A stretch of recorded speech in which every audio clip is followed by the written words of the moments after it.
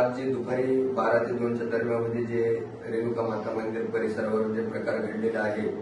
तर एक ताई आल्या होत्या, मला त्यांचा परिचय नव्हता, नांदेडच्या काहीतरी म्हणत होत्या, त्यांची गाडी होती आणि त्यांनी मला त्यावेळेला मला दुपारी ताप होती, टायफॉइड झालेला आहे, तर ताप होती, तर त्यावेळेला ते घडी घडी मला विचारत होते की बघ तुझं नाव काय तर मी संतापामध्ये ताईंना हे बोललो की माझं नाव आहे देशी दारू नाव चिकन, तर माझं ते नाव नाही आहे, माझं नाव आहे विशाल आराध्य, विशाल कृष्णराव आराध्य, राहणारा मी माहूरचाच आहे. तर